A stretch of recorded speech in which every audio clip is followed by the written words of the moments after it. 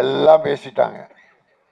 ஆரம்பத்தில் பேசின தம்பி நடிகர் தயாரிப்பாளர் அவர் யார் துரோகம் பண்ணார்றது மட்டும் சொல்லாமல் ஒட்டுமொத்த ப்ரொடியூசரை எது தப்பு பண்ண மாதிரி ஜென்ரலாக பேசிட்டு போயிட்டார். தம்பி, உங்களுக்கு துரோகம் பண்ணவன் தப்பு, அது எப்படி துரோகம்லாம் தெரியாது. இது ஒரு ப்ரொடியூசர் நடத்துகிற விழா.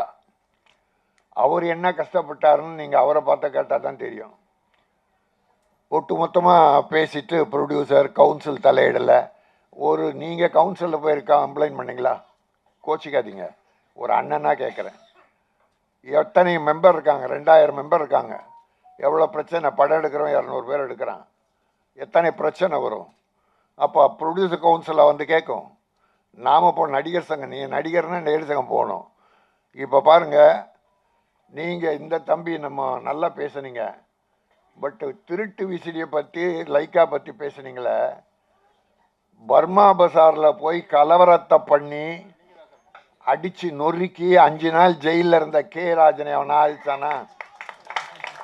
ஒரு தாதரிச்சானா?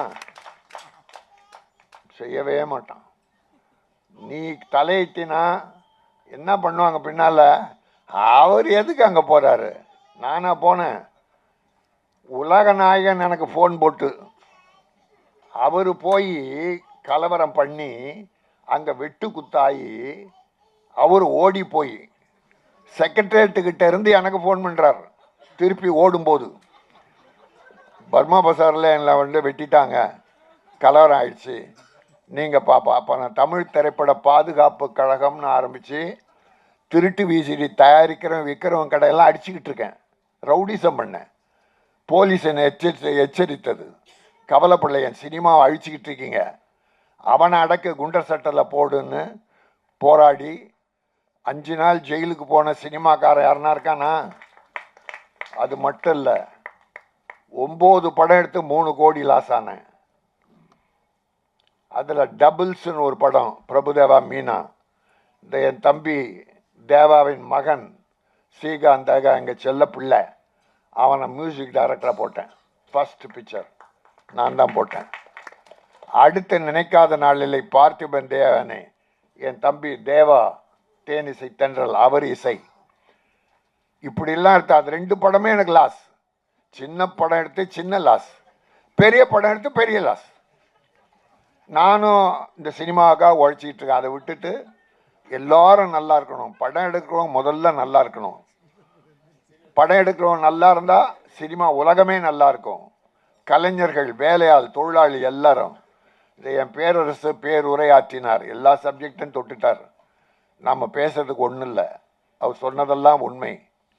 ஆனால் இப்போ 5 யூடியூப்பில் நான் பேட்டி கொடுத்துருக்கேன். 5 நாளாக என்கிட்ட வந்துக்கிட்டே இருக்காங்க.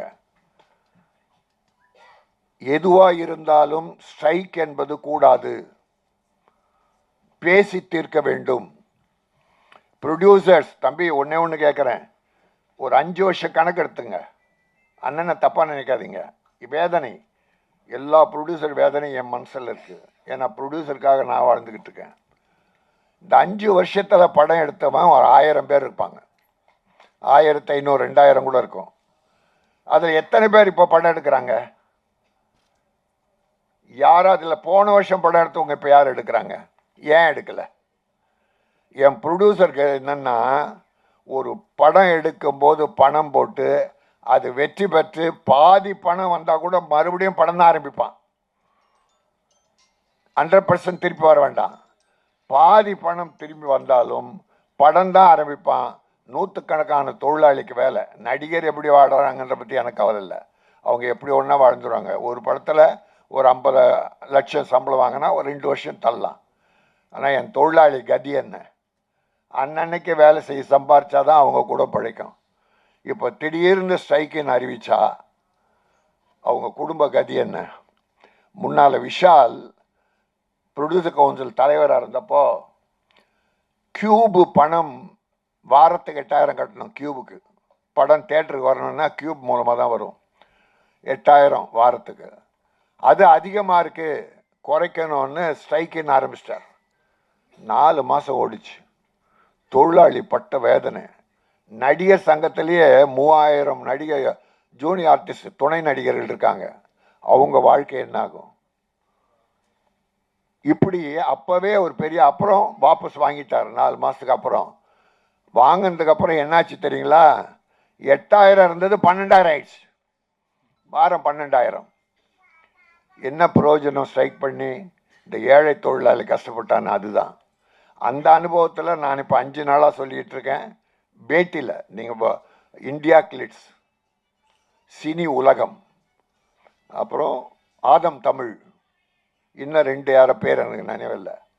பேட்டி 5 நாளாக கொடுத்துக்கிட்டு இருக்கேன். என்னை தேடி தான் வர்றாங்க. பேசுவோம், எதுவாக இருந்தாலும் பேசுவோம், நடிகர் தவிர்த்து பேசுவோம்.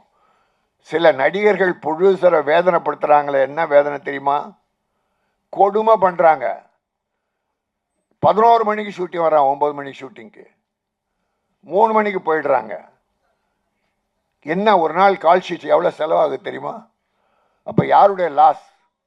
கடைசியில் ரிலீஸ் அப்போ ப்ரொடியூசர் அங்கே பணம் வாங்கி சம்பாரிச்சிங்களே, யாராவது அந்த ப்ரொடியூசருக்கு துணையாக நிற்கிறாங்களா? நிற்கணும்னு அவசியம் இல்லை, ஆனால் நின்னீங்கன்னா நல்லது. ஒரு முதலாளி நமக்கு பணம் கொடுத்த முதல்ல கஷ்டப்படக்கூடாது. நின்னா அவர் ஒரு ஆறுதல் கூட இருக்காங்க. அதனால ப்ரொடியூசர் வேதனை சாதாரண வேதனை இல்லை. 80% ப்ரொடியூசர் காணாமல் போய்விட்டார்கள். வீடு, சொத்து, சுகம் எல்லாம் இழந்துட்டாங்க. இது வரலாறு. நீங்கள் எடுத்து பாருங்க, கணக்கு பாருங்க. இன்னைக்கு நான் இவ்வளோ பேசுகிறேன், இவ்வளோ போராடினேன், ஜெயிலுக்கு போனேன், ப்ரொடியூசர் பற்றி பேசிக்கிட்டு இருக்கேன். ஒவ்வொரு ஆடியோ ஃபங்க்ஷனை கூப்பிட்றது அதுக்காக தான் கூப்பிட்றாங்க. ஒரு 32 சின்ன ப்ரொடியூசருக்கு நான் பணம் கொடுத்துருக்கேன். 32 சின்ன ப்ரொடியூசருக்கு படம் எடுக்க பணம் கொடுத்துருக்கேன். அதில் 5 பேர் திட்டம் போட்டு மோசடி பண்ணி என்கிட்ட 3 கோடி ரூபாய் கிட்ட பண்ணிட்டான். மோசம் ஒண்ணி. அவன் பேரை சொல்ல விரும்பலை, பெரிய ஆள் தான். ஆனால் 18 படம் ரெடி ஆயிடுச்சு. 18 படம் முடிஞ்சிருக்கு, ஆனால் ரிலீஸ் பண்ண முடியல. விளம்பர பணம் பண்ணல. விளம்பரம் 50 லட்சமாவது வேணும். கியூபுக்கு ஒரு 25 லட்சமாவது வேணும். மற்ற ஒரு ஆடியோ ஃபங்க்ஷன் நடத்தினா இப்போ 10 லட்சம் செலவாகுது குறைஞ்சபட்சம். இது யார் கையில இருந்து கொடுக்கறது? பூசணிக்காய் முதல்ல தேங்காய் பழம் வாங்குறாங்களே பூஜைக்கு, அதிலிருந்து படம் முடிஞ்சு பூசணிக்காய் உடைக்கிற வரைக்கும், ஆடியோ ஃபங்க்ஷன் நடத்த வரைக்கும், ரிலீஸ் நேரம் வரைக்கும் அந்த ப்ரொடியூசர் படுற பாடு இருக்க. ஆரம்பத்திலிருந்து அனுபவிச்சவங்க, சம்பாதிச்சவங்க யாருமே கூட இருக்கிறது இல்லை. இருந்தால் நல்லது, இருக்கணும்னு அவசியம் இல்லை. ஒரு மனிதாபிமானம். ப்ரொடியூசர் நம்மளை வச்சு படம் எடுத்தார், அவர் கூட இருந்து ரிலீஸுக்கு உதவுவோம் என்று நினைச்சா அவருக்கு ஒரு தெம்பாக இருக்கும், வேற ஒன்றும் இல்லை. அதனால் உங்களுக்கு யார் துரோகம் பண்ணாங்களோ அது தப்பு. அப்படி பண்ணியிருந்தா உங்கள் மனத்தை நோகடிச்சிருந்தா. இது பொது. இதில் எனக்கு என்னென்னா, ஏதோ நிறைய ப்ரொடியூசர்ஸ் உங்களை பாதிக்க வச்ச மாதிரி தெரிஞ்சது. அதுக்காக தான் சொன்னேன், தப்பாக நினைக்காதீங்க. இங்கே வாமா.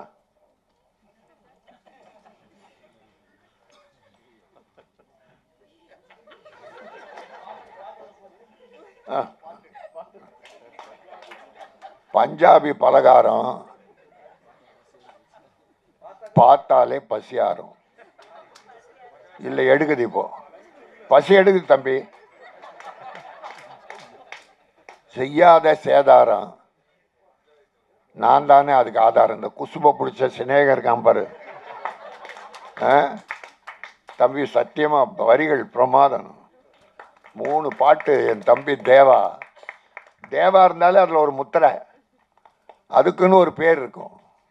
சின்ன ப்ரொடியூசருக்கு அவர் ஹெல்ப் பண்ணுவார் பாருங்க, அப்படி பண்ணுவார். அதுதாங்க மனிதாபிமானம். ஒரு ப்ரொடியூசர் பணத்தை எடுத்துகிட்டு உங்ககிட்ட வந்துட்டா அவன் பாவப்பட்டவன் இல்லை, அவ்வளோ வேதனை அனுபவிக்கணும். கடவுள் என்ன, நீ பாவப்பட்டவன், உன் பணத்தை எடுத்து எல்லாரும் கூடுதல். அவன் என்ன ஆசையில் படம் எடுத்தார் ராமலிங்கம்? ராமலிங்கம் என்ன அனுபவிச்சிட்டார் இதில்? தம்பி சிவம் அற்புதமாக அவருக்கு ஒத்துழைச்சி பிரமாதம் பண்ணி, ட்ரெய்லர் பிரமாதம். தம்பி இதில் வெற்றி தெரியுது. தம்பி சிவம் வெற்றி தெரியுது, ஒரு குறையும் இல்லை. பல ஆடியோ ஃபங்க்ஷன் கலந்துக்கிறோம், ஆனால் மன நிறைவோடு இந்த படத்தை பார்த்தோம்.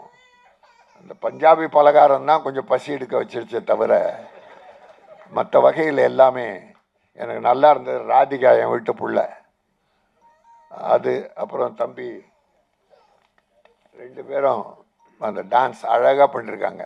அந்த ஃபர்ஸ்ட் நைட் சீன் கூட இந்த ஓவர கவர்ச்சி என்பதில்லை, விரசம் இல்லாமல். எனக்கு விரசம் இருக்கக்கூடாது. நம்ம தாய்மார்கள்லாம் தங்கச்சி அக்கா எல்லாம் சந்தோஷமாக பார்க்கணும். ஐயோ பாவி பாவி படமாக எடுக்கிறான்னு சொல்லக்கூடாது. அந்த மாதிரி அந்த ஃபர்ஸ்ட் நைட் சீன் கூட சும்மா ஒரு சின்ன கவர்ச்சி இருந்தது. அது தப்பு இல்லை, அது வேணும், அது வேணும். ரொம்ப அழகாக பண்ணீங்க. எனக்கு மனசு திருப்தியாக இருக்குது. இந்த படம் வெற்றி பெறும். இந்த படம் வெற்றி பெற்று என் ராமலிங்கம் அடுத்து படம் ஆரம்பித்து இந்த தம்பிகளுக்கெல்லாம் வேஷம் கொடுக்கணும், கலைஞர்களை காப்பாற்றணும். இந்த கலைஞர்களே நீங்களும் ப்ரொடியூசரை காப்பாற்றுங்க. எல்லாத்தையும் அனுபவிச்சுட்டு கைவிட்டுட்டு நடுத்தெருவில் விட்டுட்டு போயிடாதீங்க. ஆயிரக்கணக்கான ப்ரொடியூசர் அனாதையாக அலைகிறார்கள். எல்லாத்தையும் இழந்து சுகம் துக்கம் குடும்பம் எல்லாத்தையும் இழந்து அலைகிற வரலாறு என்னிடத்தில் இருக்கிறது. அதனால் இப்போ இருக்கிற சினிமா ஸ்ட்ரைக், தொழிலாளர்களை பட்டினி போடாதீர்கள். பேச்சுவார்த்தை மூலம் எல்லா விஷயங்களையும் தீர்த்து கொள்ளலாம். நடிகர் சங்கமும் தவறு செய்கிற அந்த நடிகர்களை கண்டிக்கணும். தெரியும், நடிகர் சங்கத்துக்கே தெரியும் யார் யார் எப்படி, எல்லாரையும் சொல்ல. இப்போ கார்த்திக் தம்பி இருக்குது, ஜெயம் ரவி இருக்குது, விஜய் சேதுபதி, சிவகார்த்திகேயன், இன்னும் நிறைய நடிகர்கள்லாம் டேட்டு கொடுத்தா கரெக்டாக பர்ஃபெக்டாக நடித்து முடிப்பாங்க. அவ்வளோதான் வேணும். 9 மணி கால் ஷீட்னா ரஜினி சார் 7:30 மணிக்கெல்லாம் வந்து உட்கார்றாரு. அன்றைக்கி சிவாஜி கணேசன் 7:30 மணிக்கு மேக்கப்போடு, அதனால தான் காலமெல்லாம் வாழ்ந்தார்கள். இன்றைக்கி ரஜினிகாந்த் சூப்பர் ஸ்டார்னு பேர் எடுக்கிறாருன்னா எந்த ப்ரொடியூசருக்கும் அவர் வேதனை தந்ததில்லை. 95% எல்லாமே வெற்றி படங்களை கொடுத்து ப்ரொடியூசரை வாழ வைத்தார். ஆகவே எல்லோரும் தயாரிப்பாளர் நன்றாக இருக்க வேண்டும் என்று நல்ல மனதோடு வாழ்த்து வேலை செய்யுங்கள். கடைசி வரை துணை நெல்லுங்கள். சினிமா வெற்றி பெறும். எல்லோரும் நலமாக இருக்கலாம் என்பதை சொல்லி இந்த P2 2% வெற்றி பெற்று இந்த 2% ப்ரொடியூசர் அண்ட் டைரக்டர் கூட அவரோடு இணைந்த கலைஞர்கள், இசையமைப்பு எல்லாரும் நல்லா இருக்கணும், மகிழ்ச்சியாக இருக்கணும், வெற்றி பெறணும். நன்றி, வாழ்த்துக்கள்.